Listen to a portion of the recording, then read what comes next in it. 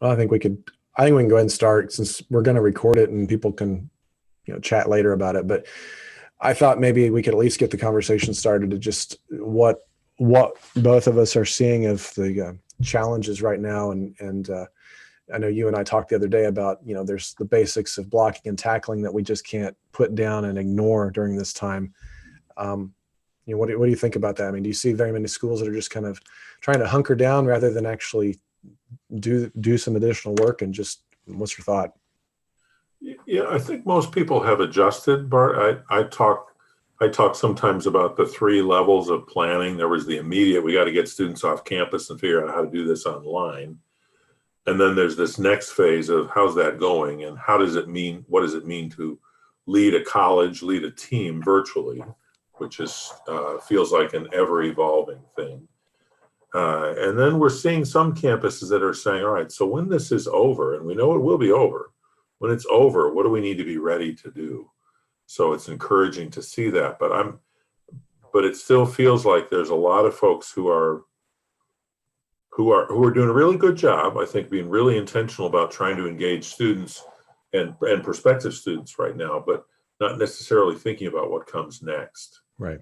Um, and for those who got money out of the COVID-19 stimulus package, there's the immediate decisions of, so what do we do with that money, especially the student refund part of it. And that feels like I don't pretend to be an expert with a hotline into the Department of Education, but it feels like there's almost daily unveiling of, oh, no, that's not what that is, or, oh, there's this too. So I think what we're advising schools to do in that regard is I wouldn't jump real quickly into Right. distributing that money.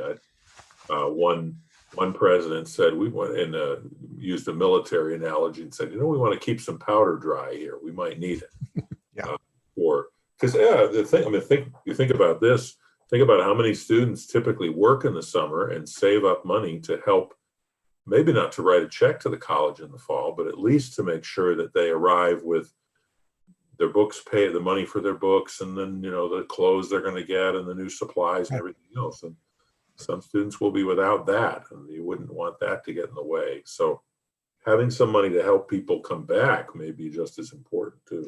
Yeah, I think that's a really good point. And I was talking to a president this week too that he was sharing a study from McKinsey and Company that did a study of the Great Recession back in 2008 and 2009, and they studied banks at that time.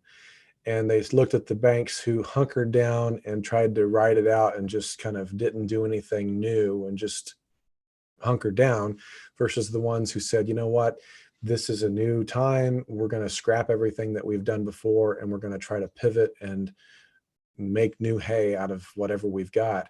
The ones who actually did the make new hay were a lot healthier at the end when it was all said and done, rather than the ones who just tried to ride it out and ride the storm out. So, that president called me with that analogy and said, so we need to do some things with our website. We need to do some things with, some collateral. And if I need to go to the bank to borrow some money, or I need to do some fundraising to do it, it's important enough for us to pivot and do something rather than just holding our breath and hunkering down. Yeah, that's right. I was talking to a president yesterday, Bart. I reached back to get a copy of this. This Oh is yeah. our founding partner's book that came out about a year ago, I think, year and a half ago. And it was written at the time in pivot. The idea is that there are times in an institution's history where you can't tweak your way to thriving. You may have to actually take a pivot. And of course, Joanne didn't write it with a pandemic in mind. No. I do think this president was saying to me yesterday, I bought this beforehand, been reading it, so helpful, bought a bunch for our board of trustees, and we're all working through it now as a senior leadership team. He said, boy, is this even more poignant right now too, that word pivot that you described. How can we take advantage of this situation in the best sense of that word to come out of the other side as a stronger institution? Yeah. Yeah. And I think that so many times things that have been either put off, new initiatives, or even just cleaning up the admissions office or cleaning up some processes, or, addressing the website. It's interesting. I had a conversation yesterday with a consultant that's working with a lot of colleges, and it's Jim Barnes who at with ABHE working with the governing group, and he was doing some research on the schools that he was going to be calling and reaching out to, and he emailed Dave Metters, included me on it, and said, I'm just flabbergasted with how bad some of these websites are. And as I'm getting ready to talk to them about, pivoting and thriving and doing things that need to be done, this is the first opportunity that people have to get an impression of the school. And it's kind of like I've heard you talk about, the campus, walk, doing the tour, and you would never, knowingly just walk them through a field of weeds. Right. And so many times I think the websites end up to be that same type of thing. Yeah, I did a webinar a couple of weeks ago, right at the beginning of the pandemic, for ABAC on kind of the intersection where how do enrollment people and finance people intersect, and it was around the campus welcome experience. And one of the points I made at the beginning is exactly what you're talking about. So for those of you with online programs who are thinking, well, this doesn't apply to us. No, if I'm thinking about being an online student and I come to your website for the first time, that's my campus visit. So did it look like somebody was expecting me? Can I find what I need? How quickly? Do I get a sense of quality about all this? That's what that matters greatly in that setting too. So yeah, and I've even said before too that a lot of times when, especially if the students don't know your school, even traditional undergrad and parents, but they have a pastor who says something, or they have a counselor at school that says, hey, consider this school, I think you'd be a good fit. Well, if they go to check it out and they are trying to authenticate what that person told them, and they find out, the person was like, oh, they have a tremendous good quality program and, a top notch, but they get there and the website is subpar and not very convincing, it's going to introduce a lot of negative doubts that we just can't afford to have during this time. Yeah, that's right. Or ever. That reminds me of something else, Bart, that I think is relevant. I've heard people say this at Credo, but I also hear campuses saying, well, during this time that's sort of, people were imagining that this time when I can't travel and students are off campus, that I would have all this downtime where I'll have a chance to think and reflect and so on. And I'm hearing quite a few people saying, I'm still looking for that downtime. Yeah. And so I think there's been an adjustment period to get to what this new, hopefully temporary reality is, new normal is like. People are adjusting to that and then figuring out their rhythm. But my hope, to your point, my hope would be that one of the things that people would use this time for is, from our research with admitted students and their parents, one of the most critical areas of the website that is often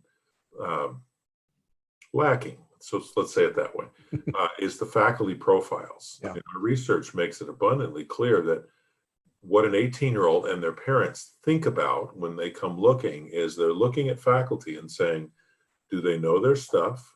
Can they teach it? Will they be a good mentor in the case of a strong faith-based place? How are they going to integrate that? How are they going to integrate faith into what they're doing? And yet a lot of times you go to the faculty profiles first of all, they're hard to find. There are too many clicks down. Right. If they're that important, they need to be higher. And then secondly, some of them, I was teasing one of my friends on a campus who's a great faculty member. I mean, tremendous faculty member. And I said to him, your web profile looks like you're a convict, and all they did was take away the sign with your number, your convict number on it. I mean, it's a snapshot of their catalog credentials and an awkward picture. So those web profiles, to me, that would be one of the things I would love to see people work on in cooperation with faculty, colleagues, and the other thing I would say about that too, I don't think academic freedom was intended to mean that everybody can do their own thing with their university faculty profile. I think what you do with your own faculty webpage, love to see that creativity. But this one, I think you want to have some standard stuff in there, like those 4 things I just talked about. Yeah, I think those 4 things are important. And I think that you also, especially for smaller schools where they are going to be truly mentors, we need to show some kind of their personality. I mean, we don't need a silly video or anything, but we do need to say, what are some of your interests outside of campus? And I think that also helps people relate, and they can put themselves in that campus. I mean, really one of the goals of any kind of marketing is to allow the prospective students and parents to see their child or themselves in that campus, whether that's through the photography that we show, whether that's through the faculty profiles, to be able to say, I can relate to that person. There's just a lot of ways to do that. And so I think we need to kind of keep that in mind. Yeah, I agree, Bart. And I think of it this way sometimes too, as a parent of three, all three who have successfully made it through college. Um, if I'm thinking about dropping my daughter off at your campus, and I see that your faculty student ratio is 1 to 15, as a parent, I kind of want to know who some of those ones are. What kind of a person is this? If I'm dropping my son or daughter off there for 4 years. So to your point, yes, absolutely. That profile has got to let some of that heart and character and I'd love to see a student or a parent read through that profile, watch a video clip, and go, "Oh man, that's the kind of person I want my child to study with." And wow, there's a bunch of those people there at this place. All right, let's do it. I agree. Well, just a shout out, Wesley Dean just joined us, and he said hello, Tim and Bart. Hey, Wesley. I enjoyed your comment on LinkedIn that it was a personalized purple flare pen that signed his acceptance letter. Yeah, I don't know if once I left Houghton, because we went through a lot of purple flare pens signing letters, and I think when I left there, I expect their stock may have dropped, at least for they wondered what happened with the blip in the marketplace when the purple pen demand dropped drastically like it did. Yeah. Well, if you're just joining us, Tim Fuller and I are on. We're just kind of talking about some of the ideas of admissions marketing and admissions work in the midst of the crisis, and kind of chatting about that. If you have any questions, really encourage you to kind of jump on the live chat. I think we've got a few people on now, and if you are listening to this through a recording on later, I encourage you to ask any questions. We can certainly email Tim or I, or LinkedIn and things. And so Wesley said it's all about being personalized. And I think that you're right. I mean, I think the purple flare pen is a good example of that. And, that's one thing, I guess, to talk a little bit about that, Wesley, is the idea of personalization. We've been seeing that in marketing for several years now, is that especially for Generation Z, personalization is really important. But I think that you also have to keep in mind that what some people consider personalization, which is, throwing your name in the middle of an email, or, putting your name on a, one of those websites that, puts your name up there when you log in. That's not quite the same personalization as sending out a personal, note, a handwritten note, or a personalized video that you actually took the time to do. I think that there's a confusion on personalization, on whether or not it's just, is it just mail merge personalization, or is it true personalization that actually takes some heart and time to do? And I think more prospective students and parents are interested in the ones that take time and heartfelt than they are about some mail merge. And Tim, I don't know what your thoughts about that are, but that's what I have found. Yeah, I think so. Here's an example of that, Bart. So if you think about the pieces of communication that you get from a college or university, so there's your acceptance letter, there's your financial aid package, and your diploma. Now, obviously, there's your grade reports every semester as well, too. And of course, increasingly, some of those things are not paper you hold in your hand unless you print it out. It's digital. But when you think about the importance of those, so take the acceptance letter, which is what Wesley was referencing there, too. For some of the campuses of people who are listening to this, their acceptance letter is it may be personalized, Dear Wesley, that way, but everything else is boilerplate. And yet, some of you have essays that you ask students to write. You may have a required interview. You may have other things where they put all this time and energy into this. So how could you do something that personalizes that? And maybe it's the hand signing of the letter. Maybe it's the PS. I mean, I don't know what the recent research suggests, but used to be when there was a PS that was written, especially if it was something personal. Boy, did that make a difference. It felt like somebody read my essay, application essay. Somebody actually read that thing. Yeah.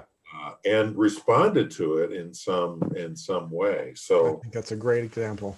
yeah. So I think those things. Another example of personalization at this point in time, I heard from a campus leader the other day. They had some of their, while their admission counselors, the folks in the front lines of recruiting, were sort of like the duck on the pond. You know, it looked calm on the surface, but there's a lot of paddling going on underneath. Some of the operations staff had sort of a different level of urgency, because they weren't trying to greet visitors and, you know, plan campus guest experiences and all that sort of stuff in the same physical way. So they had a little more free time. So what they ended up doing was they had them writing personal notes to people from their region, who may have, based on some of the research that we've been seeing from good folks who've been doing this kind of valuable research. Some students are rethinking their choices and thinking, maybe I'm going to stick a little closer to home. Yeah. So this college was putting their operations team to work, hopefully people with legible handwriting, to work on writing some of those personal notes out there. And I'm too early to see what kind of return that has, but that's a great example of something that stands out in the middle of the junk that comes in the mailbox. Here's something that, wow, this is different. Now, if I recall right, Steve Morton, when he was at Taylor, didn't he write a personalized note to every accepted student? And I mean, he's had tremendous success over the years, and I think that shows that there's some truth in that, right, being able to pay off. I mean, there's value in that. Yeah. I know a dean of admission who's retired now, but one of the things that he did, and I said, man, how do you do that, Stan? But he did it. He used to call every admitted student. Yeah. To tell them that personally. Now, obviously, for some of you, volume-wise, right, you're dean of admission, and you're thinking, well, wait, we got like 3,000 of those people, so it might not be doable. Right. But there's plenty of schools that it would be very achievable to do that. That's right. That's right. You know, the other thing I'd mention, Bart, while we're on this theme of personalization, is I wrote something for our blog a year or so ago and updated it on what I called the misnomer of the funnel. That this idea that more at the top means more at the bottom. And what we're starting to see, and I'm seeing this in some of the early numbers for an organization where we track their funnel data every couple of months, is I think people are starting to realize that really it's not a good thing to have more at the top of the funnel if it's the wrong more. And if we don't have the throughput to get it through. And that's why I'm connecting this to personalization, because I think for a school that used to get 1,500 applications that now gets 4,500 and is enrolling the same number of new students, one of the things you've lost in that translation, in addition to the big check you're writing to whoever's helping you with the top of the funnel thing, one of the things you've lost is the ability to be as personal as you might have been in other times. So is more really better when you've lost the chance to live out part of what your brand might be, which is we're personal, we're caring, you're not a number, but yet we're basically trying to crank through as many applications as possible. Yeah. I never thought it would be the case, but I have been saying to some of the campuses where we are, when we look at their funnel data, I think you have too many applications. And, you know, they look at me with the Macaulay Culkin, you know, face at that point in time, but I think it's right. Yeah. Another question that came up, do you have any tips on how schools are using video to create a connection between faculty and students?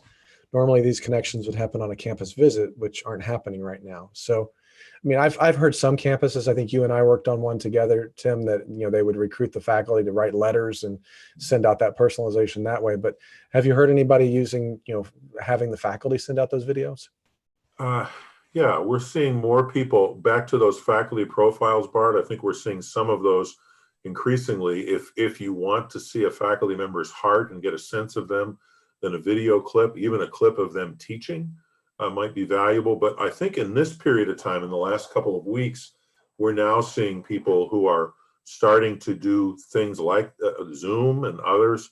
So it's, and you can't do this necessarily in mass, but if I'm an admission counselor and I know that Rachel's admission decision, choosing us or not, hinges on her perception and her folks' perception that we can get her to the grad school that she really feels like she wants to go to and prepare her for that.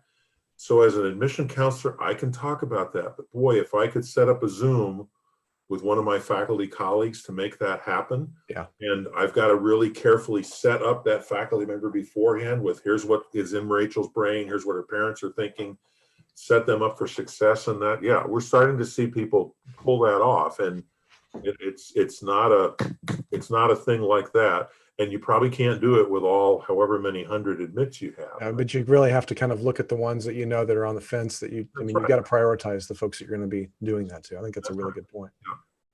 Yeah. Speaking of Zoom, I heard of one school that is, so many, going back to more faith-based schools, so many of the traditional undergrad students that are in high school that are traditionally in those youth groups, they're now doing youth groups on Zoom. I know that my church youth group has been doing Zoom meetings, and what they have found, this particular school found, was that they could actually get invited into these Zoom calls and make presentations to these youth groups that they've never had an opportunity to do before, and talk about their college, talk about their school and what they have to offer. Maybe there's some swag that they can offer, a digital download or something. But I thought that was a brilliant way, especially during this time, to really try to look at things that maybe have worked in the past, but how can you, like you said, pivot that into a digital realm that sometimes opens up a lot more opportunities than before. Yeah, if that's right, Bart. If you're a youth pastor or any sort of youth leader where so much of what you have counted on is the ability for people to be together, and we're going to have this small group go off and do this, and we're going to play this, you may be looking for some additional content. Right. I think that maybe the advice to the college in that situation is be really careful about sort of pushing a button and being, blah, here's my institution. I think you got to be careful about how do I enter that space in an appropriate way digitally, recognizing what the purpose of the gathering is and really offer some value. Right. And not just a sales pitch in that sense. Well, and I think that's so true for whether it's digital or not. We have got to add value to all of our relationships, and it just can't be the next sales pitch and the next, hey, this is the elevator pitch for our school. Yeah. We've really got to be able to customize that for each audience that we're a part of. Yeah, that's right.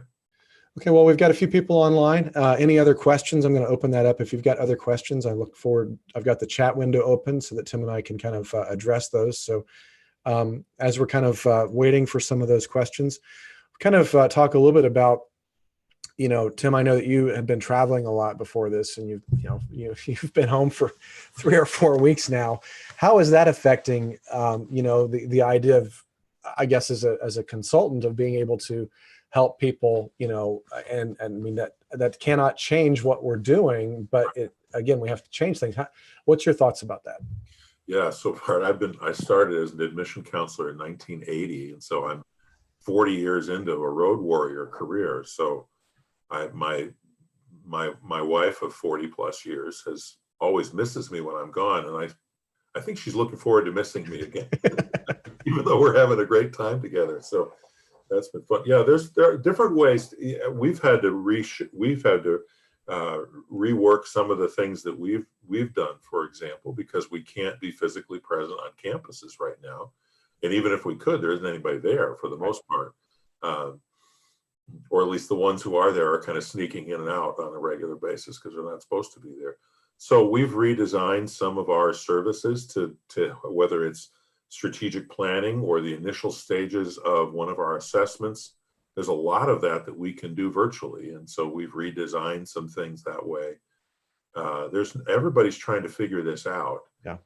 And so I know this morning our executive leadership team at Credo, which typically meets every 6 weeks or so, we've been meeting almost weekly. And we were trying to find a time to meet next week for an hour. And our executive team is pretty busy, and the busy is less about internal stuff and more about engage with conversations with clients that are working through some of these same issues and that are thinking about, so when this is over, what are we ready to do? How do we emerge from this stronger, as I think I was saying before. So yeah, I think that I think the idea that, wow, boy, there's nothing we can do. I think there's plenty we can do. My hope from the consulting side of this is we come out of this on the other side and say, so do I really need to get on a plane or get in a car every week? Or is there more stuff that could be done virtually? I think some of that is true, but some of that, and maybe this is the old school part of me. It's not the same. It's not the same. You can work and it can be effective. It can be really helpful. I think we're providing people with some great help, especially on how do we close out this fall 2020 cycle well from a recruitment standpoint and the retention standpoint. We've got teams working hard with campuses on that kind of stuff right now. But I think we'll learn things from that, and we'll come out of this better too, better able to help campuses, but eager to get back on campuses. Yeah, that's for sure. Got another question here from Joe Hetzel. Joe, it's good to see you. It's been a while since we've chatted. He is asking, in this time of uncertainty, how do institutions avoid virtual social fatigue and create an experience that is confident and calming with the right tone? So, we're obviously all kind of getting socially fatigued on this, and, Zoom meetings every day is draining, but how can we make sure that we are using these experiences that we do have so that we come across in our institution as confident with the right tone? I mean, we want to give people as much assurance. And this maybe came up a little bit last week on this chat, was that, we can't, I've met with several presidents who are like, yeah, we don't know if we're going to have classes in the fall. It's like, well, it's a little early to be casting that net out. And I mean, if we don't need to put that out there, let's not put that out there. I mean, let's assume that we're going to be back at full force in the fall. And so I'm kind of like, unless there's a reason to tell them otherwise, I think we just kind of continue the same messaging in the same way. I mean, we're doing it in a different format than we have, but we can't shift things around. I mean, what's your thought? Yeah, well, a couple things there, Bart. I just saw something. Some of you know our North Carolina office is right near Elon University, and I just saw some of Elon's communication out to their students, faculty, and staff yesterday, and they are all in on, hey, we are a residential campus. I thought their communication was beautifully put. It just says, we can't wait to be back together again. Here's what we're planning to do.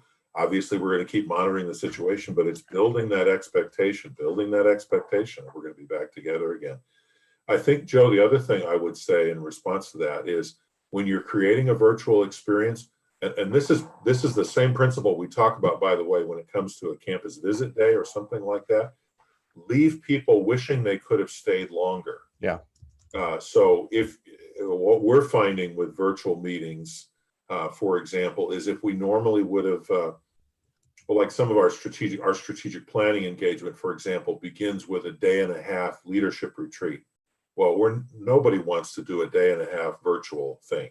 Right. So what we're doing is we're breaking that up into bite-sized chunks. So if your visit day normally would have been a 9 to 3 thing, then think about what can we compress in doing from 9 to 11. Right. And how can we create a break and a comeback later, but think smaller chunks. I think make sure that there's always some chance to have some interaction like this would be helpful, but limit the talking heads. You probably don't need the bursar doing a responsive reading of the building policies as part of it. I'm pretty sure that's not there. No offense to bursars, but you probably don't need to assemble all the multitudes that you might for the on-campus experience. Think quality, think hard hitting, think hit themes, and allow people to have a place to go deeper with those later, but don't feel like you have to drag every factoid out. Yeah. Well, and I would also say, make sure that everything that you're doing is authentic. I've talked to some campuses that are, like we talked about virtual tours, how to make sure that people can still get a sense of the campus. And I talked with one director of admissions this week, and he said, well, we're kind of doing FaceTime with individuals. It's like, if there's a student that never had a chance, but they want to see campus, we're literally taking our phone around and just doing a FaceTime tour. that's a creative way to do it. I mean, it's it doesn't take a big budget, and you don't have to be really slick to do something. You have to be authentic and say, how can I meet this need? How can I solve this problem with the resources that I have? And I continue to argue with people that this is a more powerful broadcast studio than what you had 10 years ago professionally. I mean, Right. you can do a lot more with these smartphones that we have in our pockets than we ever could have before. And so be creative and think through how can you be authentic and solve the problem right now than wishing that, oh, I wish we would have done a virtual tour last spring. So Yeah, okay, go ahead. With the with the FaceTime tours, love that idea too. I'd say the same thing is true about if you were giving the tour on campus. Show them what they need to see, but not necessarily. And now here's the 17th dorm room that has a slightly different nuance from the. Right. Yeah, keep it simple. Yeah. One. Got another comment here from Kim Hayworth. We are entering the registration day season. Any new ideas out there, given these will be done virtually this year? So again, that's another time that you're cementing in those accepted deposited students with registration, and all kinds of fun things happen that day. I mean, that's the it's one of the days in my own career that I met my wife, on that registration day, and we had met at a scholarship dinner earlier, but that cemented it in a little bit more of my interest in her during that time. But how is that going to be done virtually? I mean, will you have any thoughts on that, Tim? Yeah, no, I wish some of my student success colleagues from Cradle were on this call, because they've been doing a lot of thinking about that. I think as much as possible, you want to begin to create some sense of group, because that's a big part of what happens that way. Your current students thinking about coming back, they already have a sense of community that they're eager to get back to. Your new students, some of them, of course, have older brothers and sisters or friends who are there, so they have a sense of that. But for the rest of them, I think you want to create some sense of community in some way that you can. For faith-based institutions, I don't know how it would work to do something virtually from a worship perspective. I think everybody's going to be experimenting, Kim, would be one thing I would say in that regard. But when it comes to things like the registration events, I think as much individual attention as you can do on those days, so that if part of what they would be doing is meeting with a faculty advisor to look at their fall schedule, then can you make sure that happens still, that there is still an opportunity? Now, that may not all happen on that one day. Right. Maybe you need to turn that day into new student registration week. And over the course of that week, if I'm a communication major, then I have a chance to meet with that faculty member.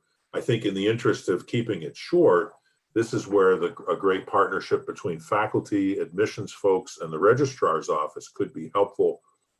If much of the transactional stuff, the guts of the core curriculum, in other words, if that faculty member walks into that appointment with the schedule basically done, ready to be, the cement isn't dry, right, but the schedule is, and we're now talking about a couple of nuances, I think that will help it go faster. It will help the student and their parent, who's probably hovering in the background, or sitting right there, feel like, okay, good, somebody's thinking about this. Because remember, they're uncertain, and their uncertainty translates into uncertainty for all of us. So as much as we can make things tangible, certain, and so on, just like right now, if I walked away from one of those events with my schedule, you'd want to make sure that however it's set up, by the end of that day, or that, boom, somebody's hitting the button, and that schedule now lives virtually in their hands. Yeah. So that as quickly as possible, they're getting the intangible made tangible for them.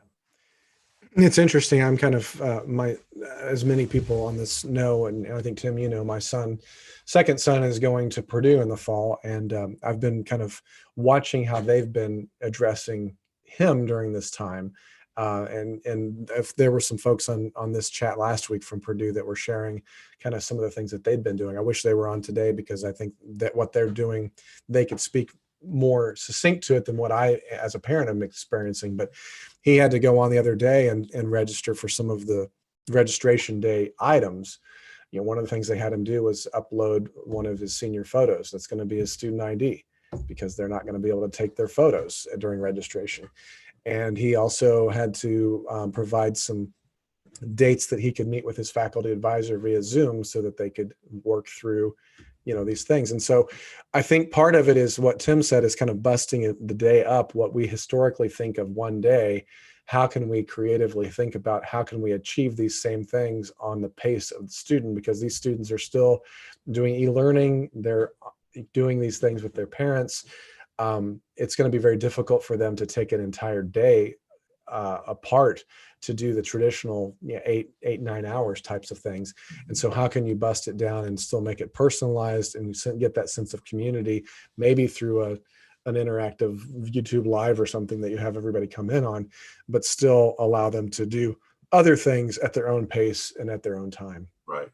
Yeah. The other thing I'd add to that, Bart, that occurs to me as we're talking through this is, I think there are also some implications for when the minivans start pulling up and dropping people off in the fall. Normally, what would we have assumed they all would have experienced together that they won't have experienced? Right. So I think it's going to mean some changes for arrival, move-in days, other things like that. Yeah, I don't know if it means you want them to come a day or two earlier so that you can create some of that community building stuff that might have happened earlier. I don't know what the solution is there, but I know smart people on campuses have been thinking about that creatively. Yeah, because I think that, as we all know, that those first few weeks are going to be the part that then helps with retention. Right. And so we've got to make sure that that's a good thing too. So, okay, well, we've got got a few, any other questions? We're kind of coming near the end of our time together. Tim and I have discussed a number of things. If you didn't get a chance earlier, you can watch the recording later, but we've still got a few people online. I will leave it open for any other questions. I guess as we're waiting for any other questions, Tim, any other final thoughts that you would have? We're coming up on 45 minutes. I think that'll be enough for today, but any other thoughts that you might have that you would just kind of throw out there as we kind of are dealing with this time? Yeah, those of you who know me know that I'm the kid who grew up collecting baseball cards, but spending more time with the numbers on the back than the pictures on the front. And so you'd expect me to talk a little bit about data. And here's my caution about data. Two things. Number one, beware the sample size of one, because I think you're going to get a lot of anecdotes from students, and it'll be easy to jump into sky is falling mode based on one parent or one student. So be really careful about that. And you're not physically present with your teams, so you're going to have to help them with that too. So whether it's the download every morning from what everybody learned the day before, and making sure you're normalizing it. Second thing is, and Bart, you alluded to this earlier, I love all the research that's out there from the various groups that have been talking with high school seniors and their parents about what they're thinking. They're not necessarily talking to your students. So take that as trend data, but don't be sort of deterministic. Oh, there's nothing I can do. I think being personal, closing loops, creating certainty where there is no uncertainty. I think some of you are going to be able to, those are trends. There are trends you got to be thinking about, like the whole, I'm thinking of staying more local. Okay, so how do we act in that regard? But in the meantime, if I'm in Indiana and I've got a great 5 accepted students from the West Coast, I'm not giving up on them either. I'm going to help keep reminding them of why we're a great choice. So the data matters, but beware of sample sizes of one, and also beware of, oh, I saw that art and science survey, and I guess we should just not bother with some of these students further away. Absolutely not. You built great connections with them already. Keep working them. Right. That's great. That's really good feedback. Well, I'm going to kind of wrap this up. We've been at about 45 minutes. I just appreciate everybody who's been on the live chat. Appreciate too for you who have joined in later on and you're watching this on the channel as a replay. Tim, thanks so much for joining me today. Hey, thanks for the invite, Bart.